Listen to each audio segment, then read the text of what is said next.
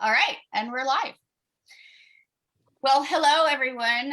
Welcome to another edition of the Betsy Freeman Booking Live Show.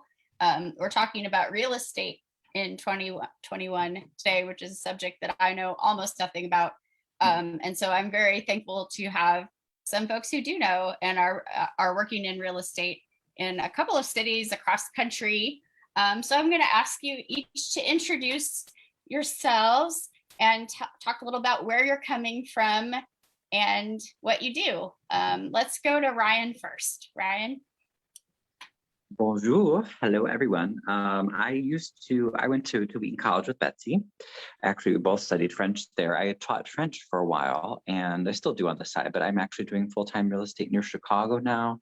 And one of my specialties is working with lower income buyers, and I also do community redevelopment work in Harvey and in the south suburbs and the south side of Chicago.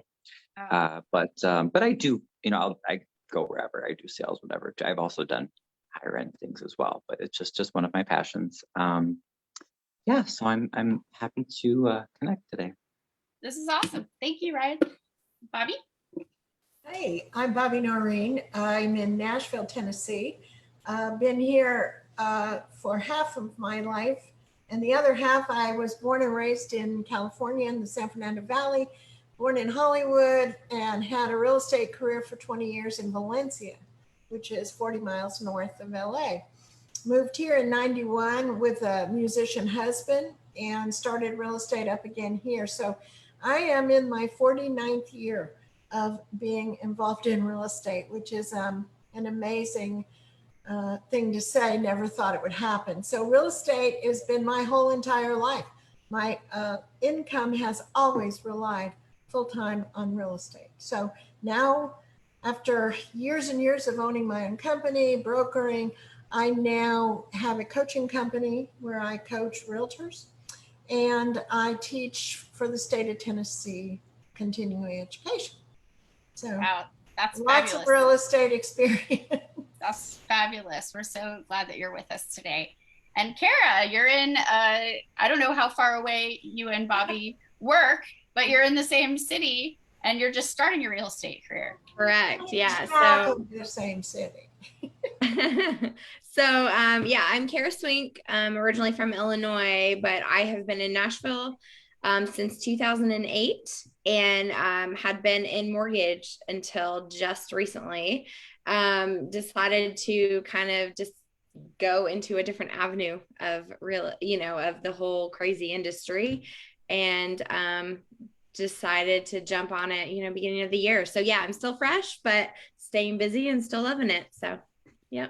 This is awesome. I'm so happy about the group that came together today because we're talking about all aspects sort of and the changes that are happening. So the first question is about the current market.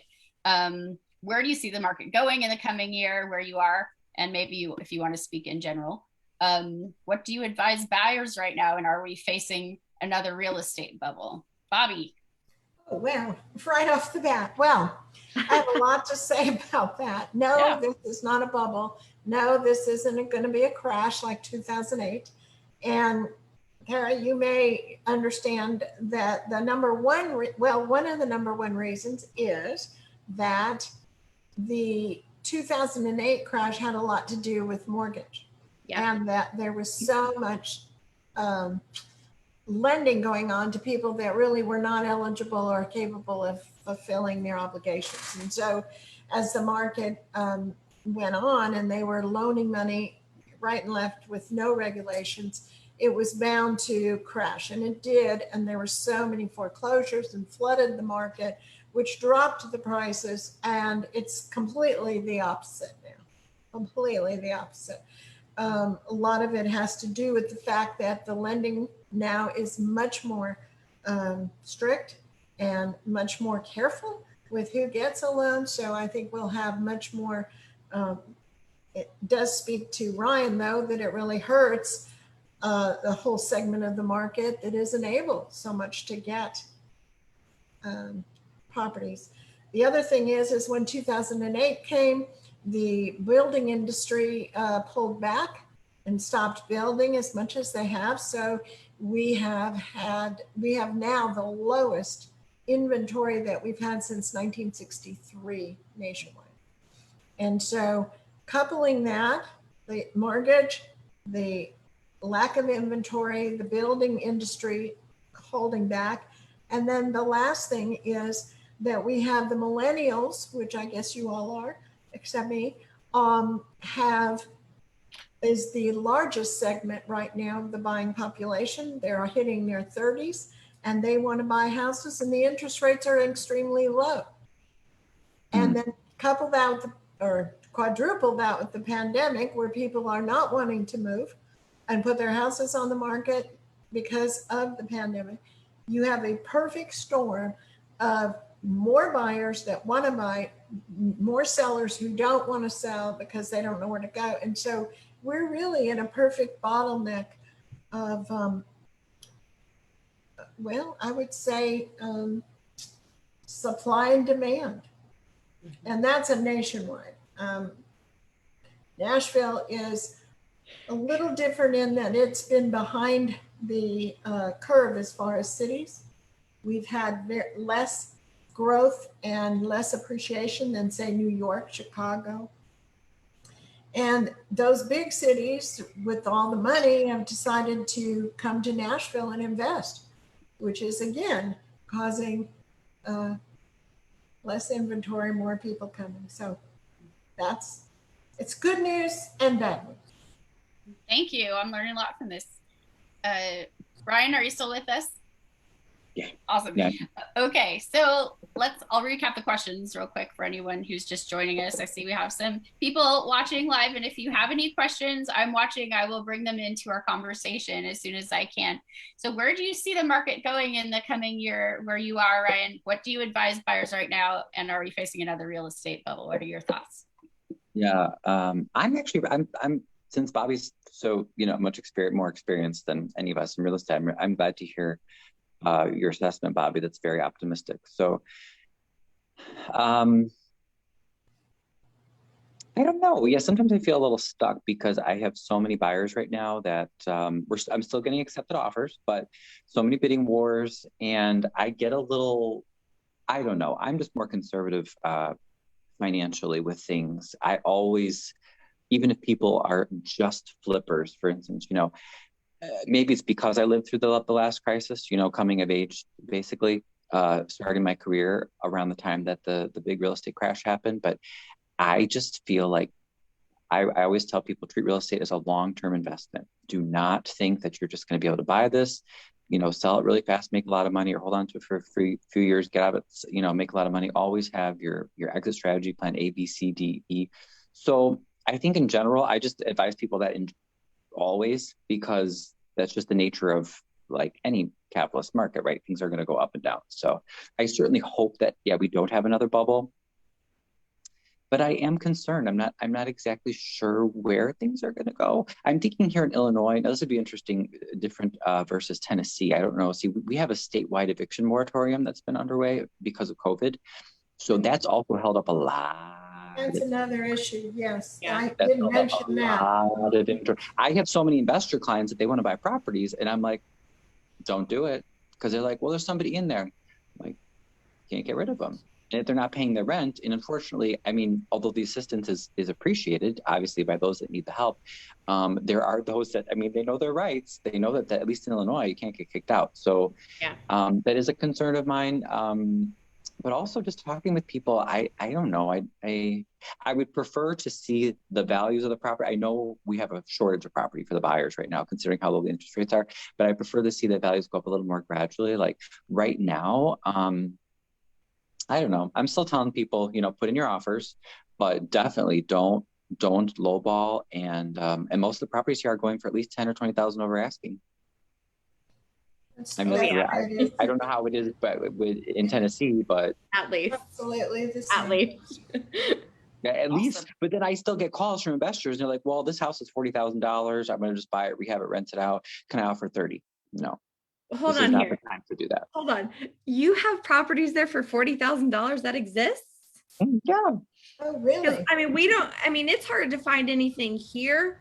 You're lucky to find anything reasonable under 150, 200. 150. I was going I to mean, say I 350. 250 to 300 is like the old, what used to be 80, I think, you know? Oh, wow. And Wow. it's wild. Like they have literally tripled. I mean, Yeah. anything under like 150 is basically a gut job. Absolutely. And that's if they even exist. They're impossible to find. Well, It's and I have to say, Just our catching low prices up with the our big low, cities. oh yeah, We're just catching up. That's where the big city margins are. We've been behind. Like Ryan was saying, the buyers are really in a tough spot. You really can't have a loan. Getting a loan offer through with a loan is tough. Very much. Cash is king right now. The people are flooding into Nashville from big cities with tons of cash, and it's keeping the affordable housing out of or people with needing loans. FHA is out of the game. People are buying without inspections, without appraisals, without over market, with escalation clauses to get it. It's a scary market, and for some, it's not the time to even enter the market. It really is. And that's the tough call, is to really tell some buyers, this is not the time for you if you cannot participate the way you need to. Well, and this relates to the ethical question that I know we're going to talk about eventually, but where sometimes I feel like I just really want the buyers to know, like, hey, if you're going to pay $30,000 over asking for this house, realize that no one, myself included, can guarantee that you're going to be able to get, if you sell it in a few years, you're going to be able to get more than that. No one can really, we don't know what the market's going to be like. I would like to be able to tell you that, but that's why I always just tell people it's got to be a long-term, but I guess it's no different than the stock market, right? That's what most good investment advisors say. But I always tell them it's long-term. If you get into this, if you buy a property thinking that you're just it's a quick way to make bank, that's not a good strategy, because, Murphy's Law, right? It's as soon as you do that, something's going to happen. And then, you may not be able to sell it for what you want. So I agree with you, Bobbie. I'm like, especially for the buyers that just think, that things are just going to keep going up and up and up and up, and I'm going to make a lot of money, and they're spending their last penny, on this property that's already way overvalued. And most of them can't even get into the market to participate. Cara, aren't you finding that some people are just not eligible to succeed? Well, I want to give Cara a chance to respond to the original questions, and then you can carry on and say whatever else you want, Cara, because I haven't really officially thrown the question to you. Where do you see the market going? For anyone who's just joining us, where do you see the market going in the coming year? What do you advise buyers right now? And are we facing another real estate bubble? So to piggyback on, what Bobbie and Ryan have said, I definitely don't see it as a bubble. A lot of the research that I've read and a lot of the meetings I've been in, they've really said that it doesn't compare to 2008. And, everything that Bobbie said is everything that I've read as well, which is, the mortgage, unfortunately, mortgage was a lot of the problem, and they've gotten so strict with that now. But of course, too, we've got such an influx of people coming in. Again, same thing Bobbie said, we've got such an influx of people coming in, and then people are just kind of holding tight to their properties and just not selling right now. We just don't have the inventory month over month that has been available in the past. And it is interesting, kind of like what we've been saying just now with buyers coming into this market, especially first-time home buyers that just don't have the cash.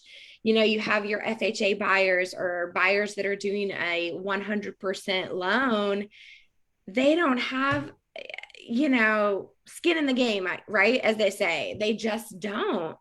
And, us as agents are trying to get creative on finding different ways to, make sure that they can qualify or find properties that they can qualify for and still have a chance at, actually getting. So, like I've looked at, tons of options, just like off market properties. Cause, you have a buyer right now that doesn't have the cash, and they don't have, and they're doing 100% loan. that's going to be contingent on appraisal and financing and inspection, they can't compete with investors. So we have to go, okay, where are properties that we will not be competitive against? And we're looking at off-market properties, or looking, you know, at expired listings, which are still hard to come by, but those are things that exist, and we can get creative to help buyers find, which is, you know, it's possible, but it is very difficult when you're competing against 30 plus offers in a lot of cases. Yeah, thank you very much, Cara. And thank you to all of you. It's really interesting that Ryan brought up the rent moratoriums, which I hear are still going on here in Washington State, where I am, probably still in California. I haven't heard about that being lifted, and I wasn't aware of what's been going on. You also have the forbearance on the mortgages, which is keeping sellers in their homes because they can, and that's shortening the inventory, right, Cara? Well, and you know, it's funny you mentioned that, because I was actually just talking to someone about that today. And, you know, the unfortunate thing with the forbearance is people, they look at it like a student loan is. They say, hey, we're going to defer this for 6 months, which means it just gets added on to your term. That's not how mortgage works. Unfortunately, that is not how mortgage works. People are putting their loan in forbearance for 6 months. In 6 months, you owe 6 months worth of mortgage. And guess what? Now they're going to end up kicked out. And given that's the bad news, but the good news is that's going to free up some inventory. Absolutely. I agree. Yeah. It's a weird situation. Like I said, we're in almost a perfect storm of whatever this might be called. I wonder what they're going to call this. They're not going to call it the crash or the bubble. It's just it's very messy. It seems like that's really messy situation. Ultimately good for your business, but still then a lot of cleanup involved in those kinds of situations. Real estate is still your best, believe it or not, in my opinion, long-term, as Ryan said, investment. Yeah, and absolutely. It always equalizes. And over 49 years, I do have to tell you, prices never go back to where they were. My parents bought a house for $12,000. I bought a beautiful house in Valencia for $20,000. Nobody's ever going to see that again. It just doesn't. Yeah. So we may dip and it dips, but it never goes away. Real estate stays pretty good. And I had read something too about that. I mean, of course, like you say, we're not going to go back to a $30,000 price. We're just not in that time.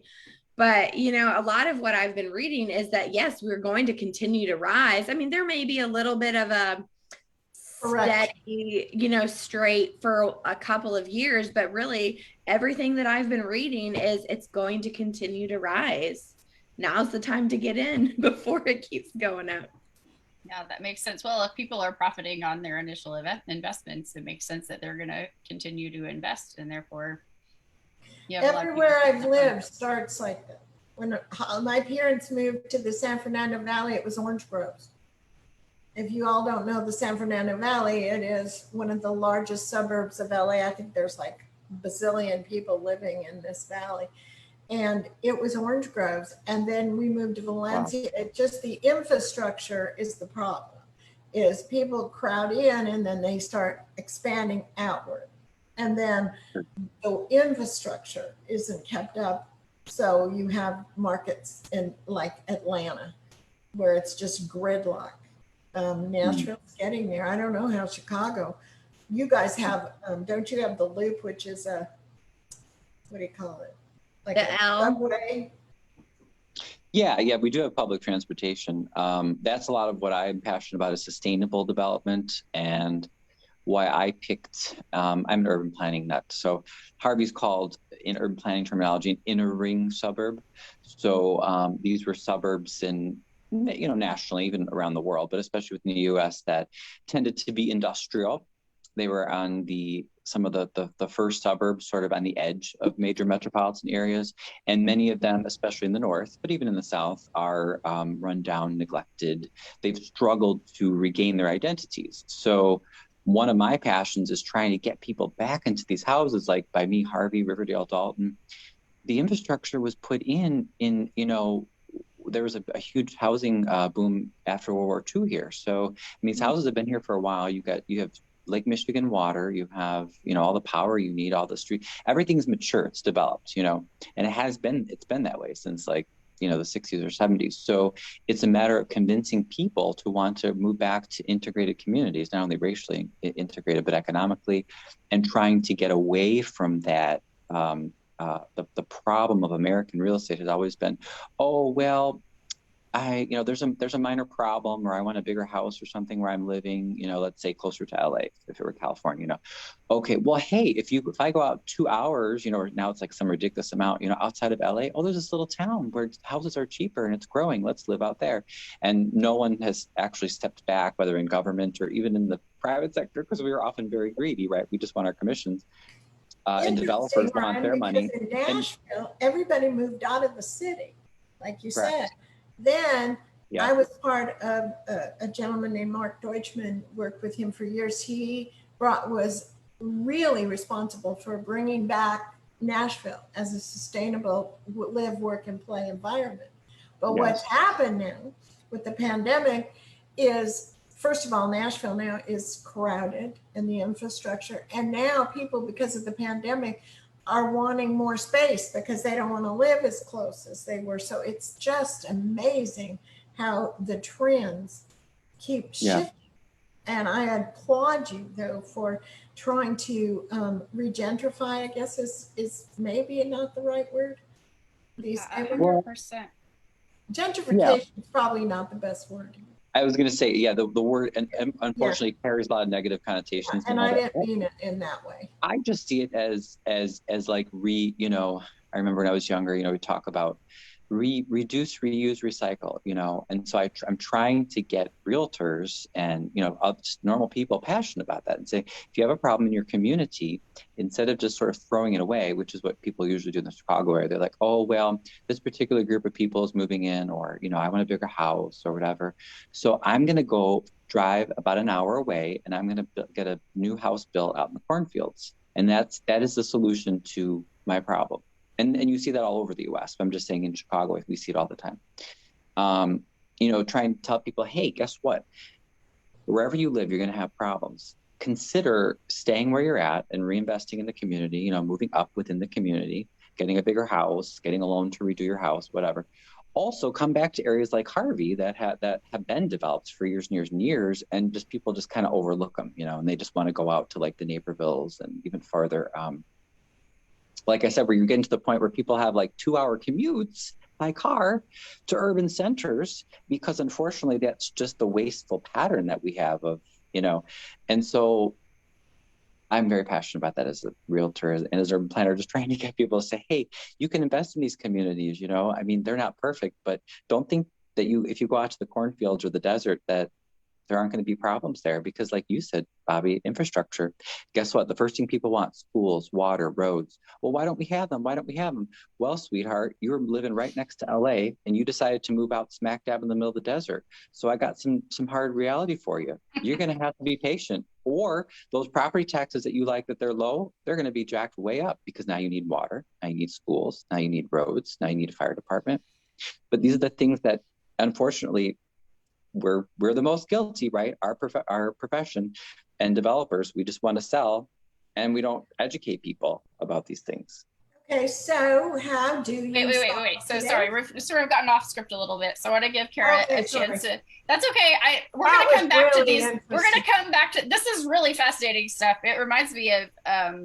I had to read The Power Broker in grad school about Robert Caro and how he screwed over New York City. It's fascinating. It's a really long book. If you ever get a chance to read about the urban planning and infrastructure of New York City and what was done by the government to hurt poor people, basically. So we'll come back to this stuff because they've got more questions about it. But I want to go in order because I know some of y'all have prepared your answers and I want to make sure we get to them in order. Cara, so far, what have you found? Is becoming a licensed real estate agent a good career choice? What kind of qualifications are necessary or helpful to be successful? How much does it cost to get a license and get started, and how do you get paid? For anybody who's watching and considering this, I want to make sure that you get a chance to find out about how to get into the business. Yeah, so ultimately you have to do, I guess, as far as getting into it, let me just start there. You have to do a state and a national, like you have to do courses and then pass the exam for each section. So you have to pass the state and you have to pass the national exam. Excuse me. And then, you know, there's also additional like credits that you have to do every year, and you know, a lot of that, and that's a lot of what Bobbie teaches as well. I would assume a lot of those. But as far as the cost goes, I mean, I know, I'm sure it varies, you know, for every state, but here in Tennessee, I'm trying to remember like what I actually paid for my courses. Like I paid to do in-person classes because I learn way better. You can go to any institution that offers it. And I think I paid, you know, a few $100s, like $700 or $800, something like that, to do courses. And then you have to pay for all of your licensing as well. So I think probably all of your startup costs, because you'll also have, I'm drawing a blank, but like your broker fees and your MLS access and all sorts of access, like websites and, you know, whatever, to just make sure that you can be as efficient as you can. A lot of that's going to come at additional cost. And that is a per month fee or a per year fee. So it is a continuous fee. But of course, that's going to have to come with startup costs as well. So I'm trying to think I haven't actually totaled my original startup expenses, but I think it was probably in the ballpark of $1,500. I could be off on that, and Bobbie's telling me I am. A little bit.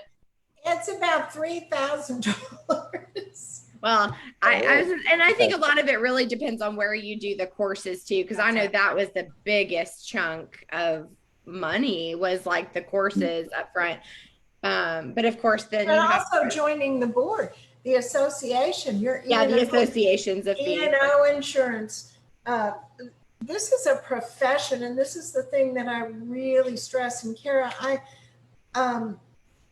it doesn't, people get into real estate because they think it's. Sorry, Bobbie, I want her to finish all of the questions first, but then I'll come back and call you. I want to. Oh, okay, I was going to help her out there. Yeah, no, I just want to know what you found so far, Cara, about, are you glad that you're making this switch? Is it fun for you? What advice do you have for anybody who's recently gone into this business? And yeah, how do you get paid? That was the one question that Bobbie will speak to more in a little bit. Yeah, no problem. As far as getting into it, like I've been really grateful for it. You know, it's one of those, this is a wild market. It's a lot of work, you know, being on the buyer's side and just time and hitting the pavement and a lot of that. And, you know, especially starting out, it can be a little frustrating, but overall, I've really enjoyed it. Just, again, kind of getting into a different part of the industry as a whole. But, you know, you ask about qualifications, and, you know, for me, my background in mortgage, you know, gives me I don't want to say an advantage, but just better understanding too of contracts and just understanding the process, and, you know, being able to guide my buyers on, okay, this is the exact way that the process is going to go. These are the questions the mortgage company or the lender is going to ask you. And, you know, I can really guide them in a lot of that too. So that's been really helpful for me. But, you know, even just general qualifications, there's people that come into it that have done who knows what, you know, and I mean, talking to people and finding ways to just talk to people and get to know people, just getting out there is, I think, a really big part of real estate too, you know, just being somebody to talk to. Thanks. Yeah, thank you. And yeah, I'm really curious, especially for Bobbie, because you've seen so many people go through a career, you know, or maybe you've seen a lot of people start out and decide it's not for them. What, you know, how do you advise people to know whether it's a good career for them? And then I'll ask you all those same questions again for anybody who just joined us. Is it a good career choice to be a licensed real estate agent? Let Ryan answer first, and then I'll finish up it, because Sure. they're saying great things. And They are. Well, you all are. I'll just wrap up that question. Ryan. Is it, Ryan, are you fading in and out because you're trying to check on who's commenting, or is it because we're having a connection issue? Are you losing me? Are you losing me? I am here and there. Yeah, I wasn't sure. I didn't want to interrupt the flow. Thank you. No, thank you for telling me. You're coming on and off a little bit. That's okay. That's all right. Sometimes I'm not sure if I should call on you yet because I'm not sure if you're available. No, okay. I'm here. Yeah, I was just messaging some people with the link and etc. But yeah, thanks for telling me. Not a problem. Okay, so do you see the questions there? Do you want me to ask them again? You just wanted me to speak on the how it is as a profession. Yeah, how is it a profession? What would you say are the best qualifications? And what does it cost in Chicago? Do you remember what your startup costs were? I'm sure they're different now if you know what they are now. Well, I'm so glad. Yeah, you have these ladies here from Tennessee, because it's good to compare, you know. I live in the south suburbs of Chicago, so we're adjacent to Indiana. So I may get my Indiana license as well. Then I will have the pleasure of paying for 2 MLSs and 2 state fees and all that. But it's a common thing here and I've been very busy with since I went back to real estate full time in 2019. So I haven't really needed to yet because I've been busy with Illinois sales. But here, being so close to the border, because I don't think Nashville's not close to a state border, is it? No. It's kind of surrounded by a lot of Tennessee, isn't it? Okay. But it's not like, you know, like here, like you can drive 20, 25 minutes, you know, and then you get to Indiana. So we get a lot of buyers here that if they're shopping here, they will look in Indiana because the taxes are very, very much lower, you know. So, but Illinois, that's probably at least the same amount. I would imagine a few thousand I pay a year for the MLS and everything. I always feel like it's too much for what they, you know, they try to say, oh, we offer you all these perks, you know, when you're part of the realtor group and everything. So, I mean, the MLS is useful. I don't advise actually anybody to do this full time unless they're like independently wealthy, or they have parents that are supporting them, or you have to have a good support system. Because I tried, now luckily the guy that I'm working with right now is very supportive, and he actually pays for Zillow ads, you know, for our team. Now that helps, okay? So he and the lender invest in the leads, and then we follow up. But if you're not really a go-getter, or you didn't come from a group, you know, social group that you're just jumping in and you have a whole bunch of people who are going to buy and sell with you, it can be very brutal. And that's the reality. I started in rentals on the north side of Chicago Apartment Finders, which was like the best, you know, rental company for years. Now they ended up being bought by Coldwell Banker. But the point is, I did well there, but they also gave us the leads, you know. So I was like agent of the year for 2012. Like I did so many rentals. I did very well. But I tried at a few larger companies to make it. I said, why would I do sales? You know, I did all these rentals. And I was successful. Why can't I do sales? Unfortunately, it is sort of like being thrown to the wolves. A lot of the companies, they'll give you classes, they'll give you some training, but I mean, at the end of the day, if you don't close those deals, you're not going to eat. So I think the people that are the most successful do have, even if they won't admit it, they have some sort of support system, whether it's a spouse that has a stable job. Like, this is a great career. If you're like, I know a lot of, you know, people that, again, their spouse has like a salary job or something that's like really, really stable, you know, either union or professional or something, you know, because that way as your income goes up and down, especially in the beginning, you know, you have a little bit more stability. So I just always caution people to, you know, be aware of what you're doing.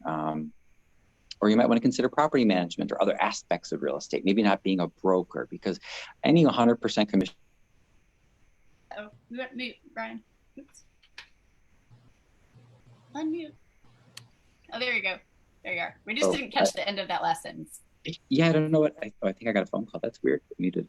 So okay. I'm sure Bobbie and Cara can attest to that, you know. So I'm not saying that you can't be successful. And I think it's awesome, Bobbie. You've had so many years, with this as your sole income and you've been so successful. There are people that can do it. It's just, you need some sort of support system. I don't recommend just, I have a lot of friends who are like, hey, I'm considering doing real estate. What do you think? Yeah, I would imagine you should probably set a timeline for yourself and be willing to not make not make what you want to make for a good you have to have sort of a long-term view of it, right? Because you're also building up relationships. And do you tend to join a lot of sort of networking groups? Like I've worked in sales jobs where they expect me to go join the Chamber of Commerce. They expect me to go join those chapter breakfast things. Do you all do a lot of that? I try. I probably should do it more. I'm going to go on a limb here and say Bobbie is probably really good at that because you've been in this for so long. I bet you probably know everybody in Nashville, don't you? I was started my career in Valencia, and I knew everybody in Valencia, and I moved here and I didn't know anybody. And I had to start over, and I don't know why I thought that was going to be easy. It was not. However, I want to say that real estate is probably the best, phenomenally best industry that anybody who has any kind of entrepreneurial spirit can actually be in. There's no seniority system. There's no, anybody could be successful depending on their motivation and their drive. And it is people want to work with people they know and trust. And so it is building relationships with the people that already know you and people that know of you or know people who know you. And the qualification, of course, is based on all of the licensing, but belonging to a trade organization such as the Realtor, which is different. You have to join that after you get your license. You don't have to be a realtor. However, the realtors are who created the MLS, the National Association of Realtors. So you are in a catch-22. But that is a tremendous support system of realtors. And I have been so blessed to be involved with the Realtor organization. And it has given me such a high degree of fulfillment. You can flexible, self-controlled working hours. You need to treat this like a business. Pretend you're opening a shoe store. Who are your clients? What kind of shoes? All of these kinds of things you have to figure out and then market yourself. Your product isn't homes. Your product is you. You're your product. And so that's what I coach is this is an equal opportunity career. There are no limitations based on age, gender, background, seniority.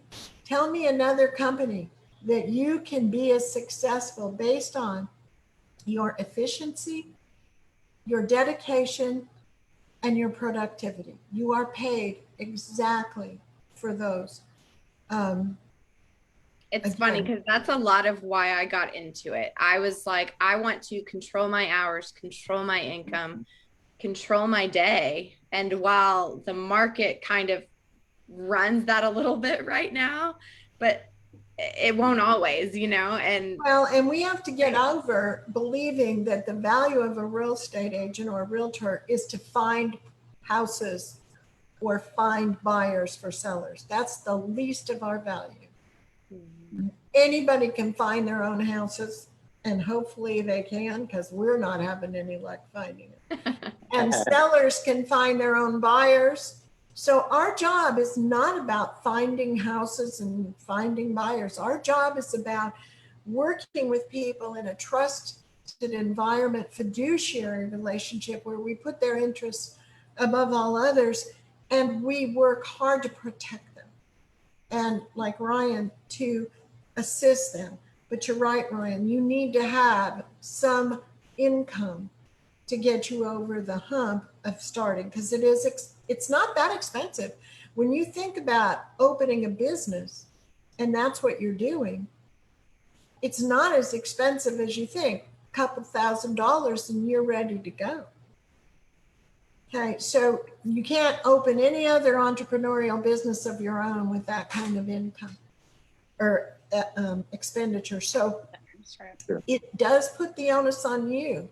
You need to get connected and work your sphere of influence. I don't believe in buying leads either. People want to work with people they know and trust. If you're buying leads, all they want is a warm body to open a door. Okay? I don't want to be that warm body. I want to be your trusted advisor. I want to be your attorney, your professional. And that's how you build the business. So I encourage everyone to think about it. But yes, I do think you should have some money at 3 months to 6 months in the bank and then get out there and make it happen. I love realtors who have no plan B. If they say, I'm only going to be in this business for 1 year, if I can't make it, I'm going to do something else. I say, go do something else, because it's only those that don't have a plan B that make it. That's interesting. I think there's some similarities there with, you know, performance and other careers like that seem high risk, or definitely, you know, for a lot of people, they'd say, if you want to, like, if you think that acting is like, if you have anything else you can do, like, go do it, because it's impossible. You're not going to make it unless you're fully committed.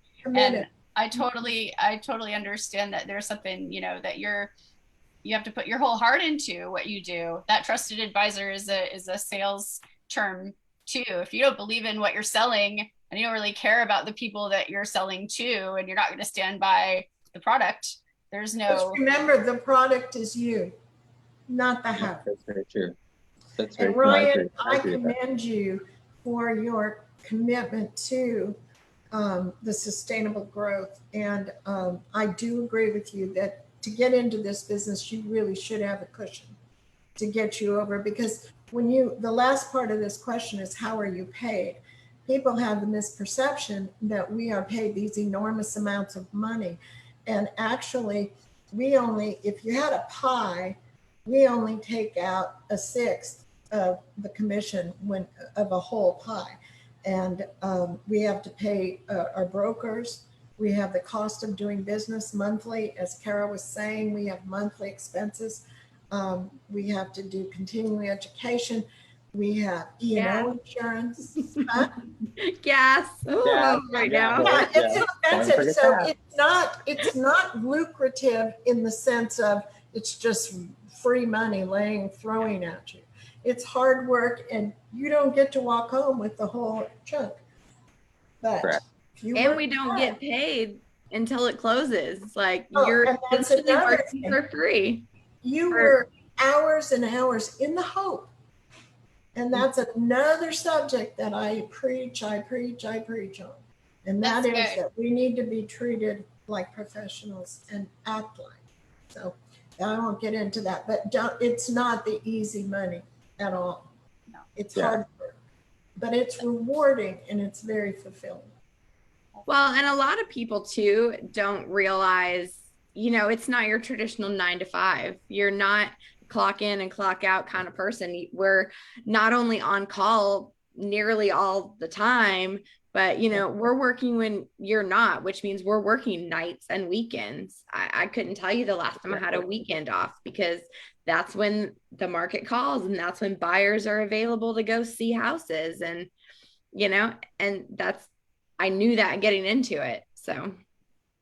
Yeah, Cara, I have to ask you, if this is okay, Betsy. I just wanted to ask. Absolutely. It's so cool that you came from, you know, the lending industry. So how do you feel it compares? Because obviously I have like my favorite lender that I work with all the time. You know, she's happy. I don't think she would want to be an agent, but I'm just curious now, as someone who's like seeing both sides, what do you think? Well, and it's funny too, because on the mortgage side, I processed. So I did all of the behind the scenes, like nitty gritty digging and making sure it looked pretty so an underwriter would approve it. And, you know, at some point I was like, you know, I really kind of want to be front of the line And I guess I had considered a loan officer or a realtor, but I was like, I've always wanted to be a realtor. So I just kind of gravitated towards it a little bit more. And again, more flexibility with the hours and not locked to a desk was a big selling point for me. But it's funny, like, especially with processing, it was work as much overtime as you want. We need you because the demand is there. I mean, there's never enough people, especially with as low as the rates have been. There's just such an influx of loans. And, for me, it just got to the point of, okay, I wanted to control what I chose to do. And, and mortgage, it was just dropping files. Hey, do it. And this, at least it's like, okay, well, I'm a little too busy to take on another client. Let me refer you somewhere else. So I really like how I can control what I'm doing. I love that. I mean, and I'm working with people more on the front end too, which is a big thing. While I definitely reached out and I had communication, but with all people in the loan process, it's so nice to really be like front of the line. Yeah. Oh, that's sweet. No, I just thought it's kind of cool because then you've seen both sides of it. So yeah.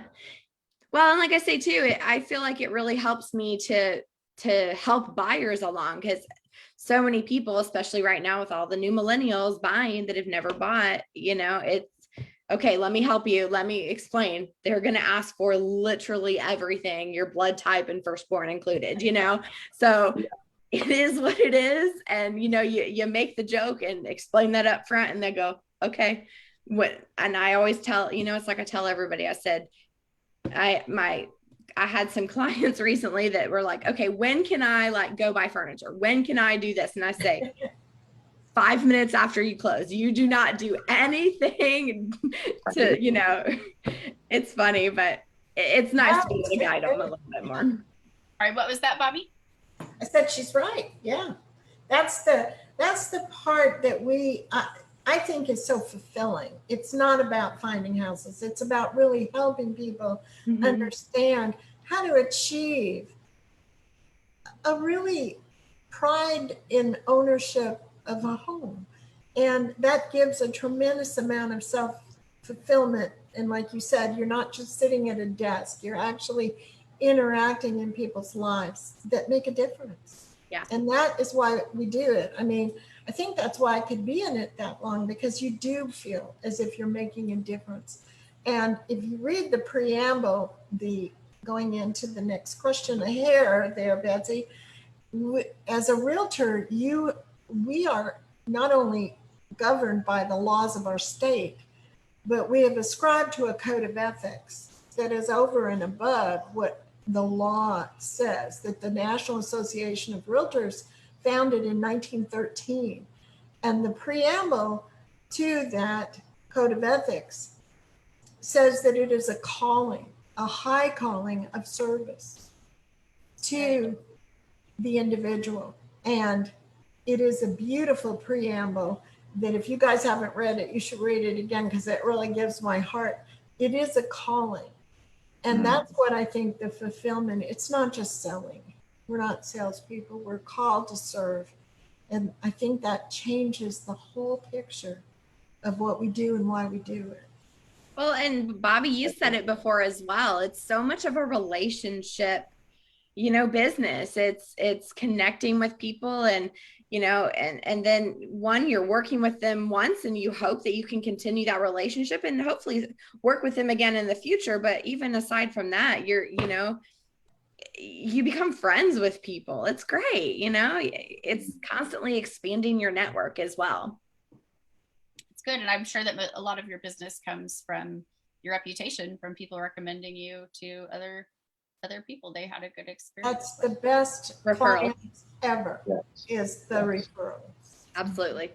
All right. Well, thank you for this. So yes, we will go on to the next question. We've got only about 11 minutes left for our last couple of questions. So this is the most fun part for me too, these questions. How do you promote ethical practices in your work? I'm not sure which one of you wrote this question. Who would like to take it first? Aha. So sorry, I do that Well, towards I the will end a little say in ethical, I'll speak up for a minute or a second, that the Code of Ethics, of course, has 17 articles with professional standards rules under each one. And we are to be self accountable to each other. And there's a whole process in the Realtor Association for keeping us all accountable to being ethical, not only just to the public, but to our clients and to realtors in general, to each other. And hopefully, if we are going to continue to be ethical, we have to hold each other accountable for being so. And unfortunately, I find that a lot of us don't call out when we see something that isn't good practice. And Correct. anyone who isn't doing ethical practice in this industry hurts us all. And what would be an example of something that you see often, that you've seen often over the years, or that you see happening a lot now that isn't a good practice, or that you hear of happening often, or common temptations, I guess? Well, I can say that it always is born out of greed or a need to make the commission instead of helping the client. Whenever you put your self-interest above the other, it always leads to some issues. So there's plenty of opportunities that you may not present I would never, but I mean, you may not present an offer that you should present. Or because maybe you have your own offer and so you want to get more of the money. I mean, there's opportunities to not be honest and faithful to your client's best interest. Unfortunately, there are so many that are so good. I have to say that but just a couple of little bad apples can hurt the reputation and have of our industry. And so I think it's important that we make others, when we see something wrong, we need to report it. We do, and we don't, because we don't want to be tattletales or whatever. No, that's a good point. That's good advice for any industry. Ryan, thoughts? Yeah. Or even refusing to I would say I don't see any huge major ethical violations typically from other agents anyway, but don't take shortcuts when you know you shouldn't. It's like I always tell my clients, I said, I don't waste time, and I do things. I'm very direct. I'm going to tell you like it is. I don't waste time. I'm going to get things done efficiently, but I'm going to do them the right way. I have basically fired lenders before. I've fired attorneys. I have, but I'm not associating basically, but like I have my team. I have a lender that I trust. I have attorneys that I trust. I have inspectors that I trust. I will not recommend them to my clients if I feel like they're not going to do a good job, because I have seen people, particularly lenders. I more so than any agents, I've dealt with some lenders that will take shortcuts or just don't do things properly. And like I had one that like, oh, I would never work with that person again, where we had an offer accepted on a house. And then we went back to the lender, and the lender basically said, oh, we need more paperwork. Well, I said, what do you mean? You gave the pre-approval letter to the client. Well, they gave the client, the buyer, a pre-approval letter, and they didn't do the work that was necessary to actually pre-approve them. And our offer was accepted, so things like that, where it's like, you just have to cut that off right then there. It's like, I'm sorry, it's just business. It's nothing personal, but like, you don't know how to do your job. You obviously didn't protect the client. I'm not working with you again. It's just that easy. Right. But as far as other agents, yeah, usually it's like little shortcut things that are kind of annoying, but they could be considered ethical violations. Like, oh, hey, it's you're representing the buyer into closing. Can you just get the keys from me? No, I'm sorry. I mean, not trying to be rude here, but yeah, that's a biggie. You represent the seller. You get those keys to the closing. I'm not responsible for that. And I don't want the keys because it's not my listing and it doesn't belong to my buyer until closing is done, but it's just like sometimes there's little things like that, they're not trying to be, evil or anything, but you just have to gently remind, a colleague, be like, you really should make sure the keys get there. Like, I don't want to be responsible for your seller's keys. I get it. You don't want to drive, I understand. But when I have a listing, that's what I do. Yeah. You're right, Ryan. Absolutely. Do you have some thoughts about this? How do you promote ethical practices in your work? Well, I agree with both Bobbie and Ryan, and honestly, because they've touched a lot on the real estate side, or, between realtors and then third parties, let me just say too, ethical practices go to every single client that you work with as well, treating them equally, and, not doing something for someone that you wouldn't do for someone else. And, a lot of what I try to do, whether it's when writing offers and, things like that for my buyers, is sitting here saying, okay, here's the black and white of literally what it is, and I can guide you on this, or, whatever. I'm not going to steer them one way or the other. I'm not going to steer them into houses or neighborhoods, or, to write an offer over what I, more so I can make more, anything of that sort. So, that really just comes down to treating everybody the same. Golden rule, right? Treat everyone as you want to be treated. So that's the last word of the preamble to the Code of Ethics. Is that really? That's so good. The last sentence. And also, if we do that, ladies, what I like about it is that we protect ourselves from federal fair housing violations. Because I remember since I started off working for a very large the largest rental company in Chicago, they would always drill that into us. They said they're going to send testers. They're organizations that send testers. And so you have to, you can't tell one person, well, we're going to run your credit for this apartment, or for, whatever it might be. But these other people know we're not going to, your procedures have to be the same. And unfortunately, otherwise you can get in big trouble. So if you just make a habit, like you're saying, Cara, just treat everyone the same, then you're okay. For me, one thing that I find is I try to be consistent, where no matter what buyer I get, okay, I made an exception for family. Okay. But they'll say, well, I just want to see this house. Okay. So I need you to get a pre-approval letter first, or a proof of funds. You can get either of those to me, because I need to have some kind of guidance as far as what I should be showing you and not, and and you want to know as well. But so many people will try, oh no, well, just me. You don't need it from me though. Just show me the house. I just want to see this one house, Hey, if I ask for everybody everybody have a pre-approval letter or proof of funds, or one person, I have to ask everybody. Well, and I do that as well, for my clients. I ask for a driver's license on every single person. I know you. I very well might know you before, or I may have met you, but for the one person I have not met, I want your information. I need to protect myself. So that's one thing, I do every time. Proud of you guys. What's that? I'm so proud of you guys. Oh, thank you. So good to hear you. Oh, it's wonderful. The next generation will do us all proud. This is good. Yes. We're at the upper Ryan and I are at the upper level of millennials. You can barely call us a millennial, but we're still on the very edge. I'm right there with you. The millennials are turning 30. The oldest millennial.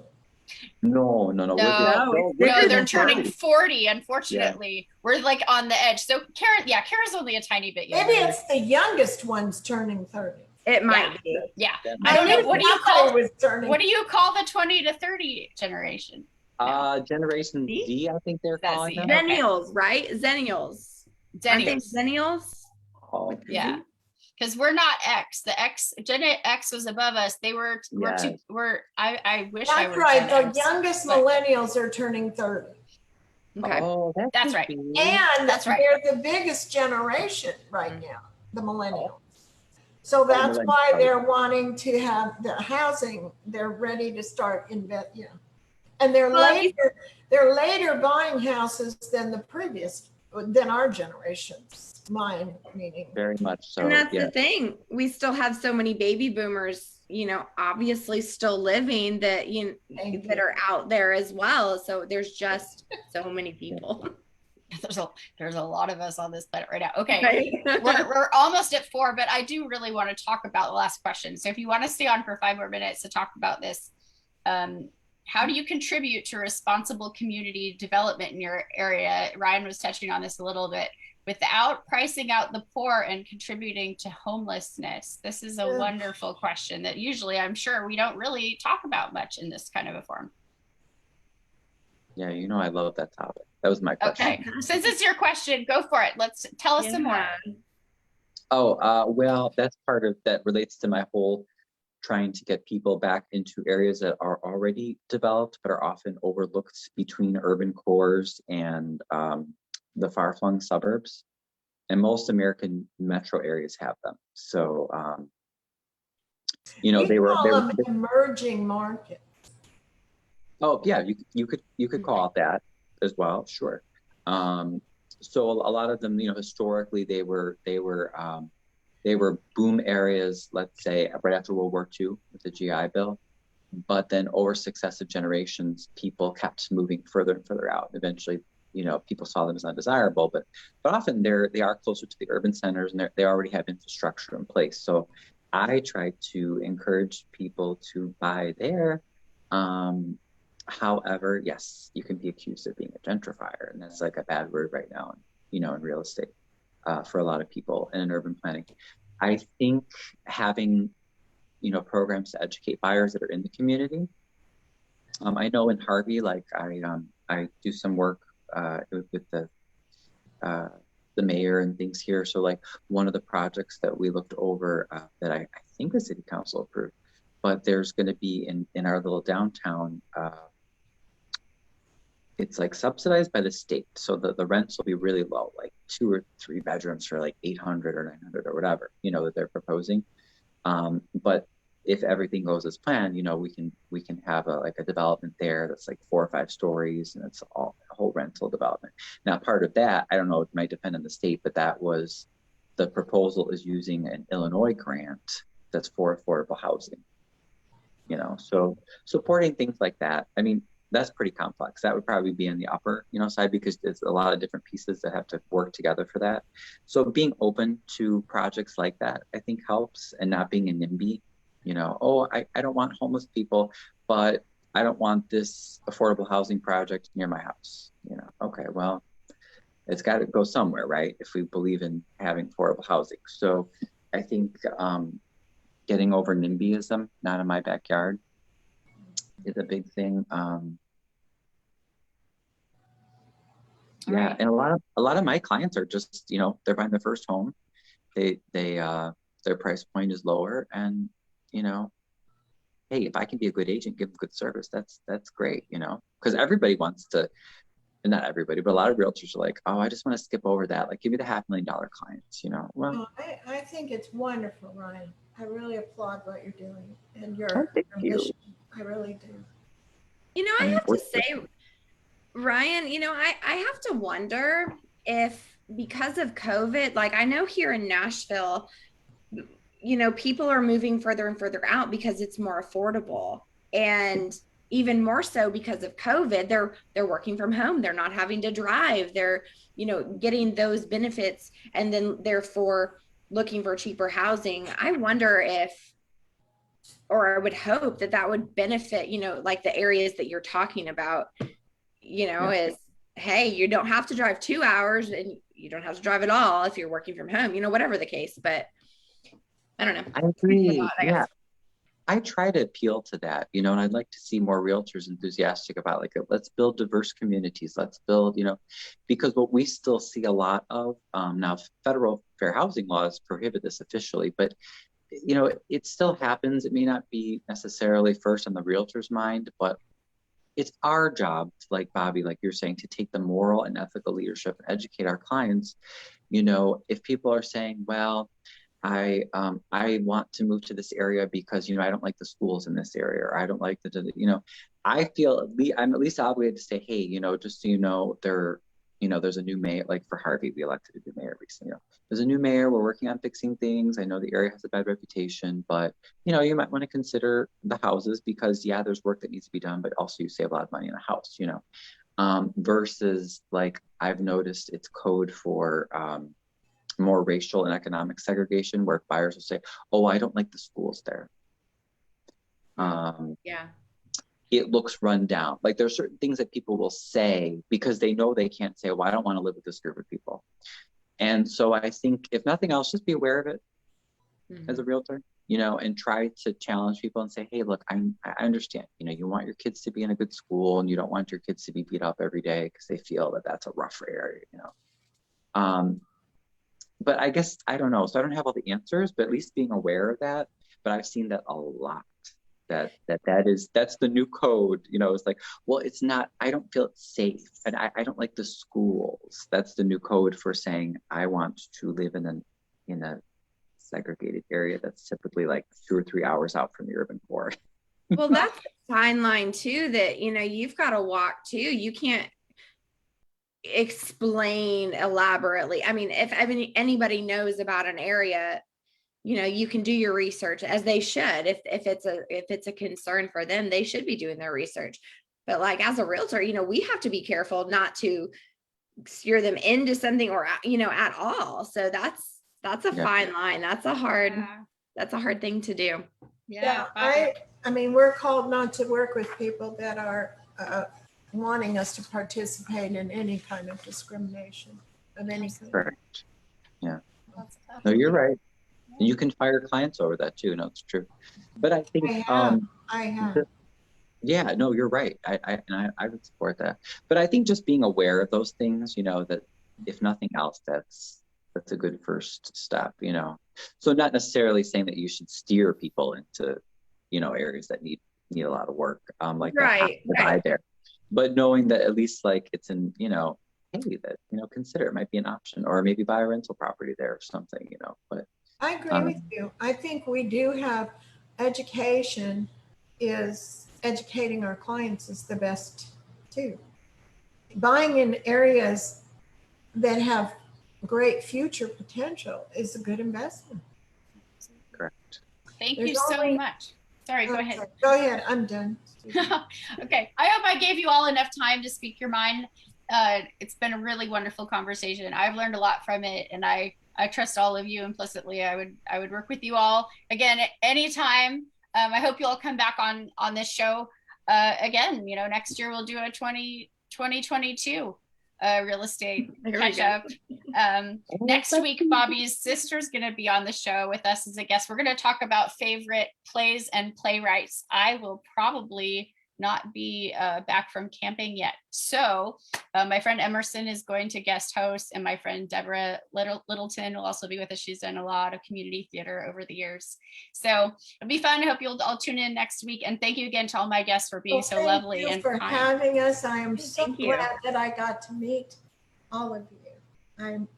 Likewise. And don't forget, if you would like to put your social media links, your email address, any of your contact information, so that anyone watching now or later can find you if they're in the market, or if they have a question, or if they want to take a class from you in Nashville, Bobbie. Yeah, Bobbie, I want to take some classes from you. I wish you were knowing one. Okay, Ryan, anytime. All right. Okay. See you all soon. I'm going to take us off the air. Bye.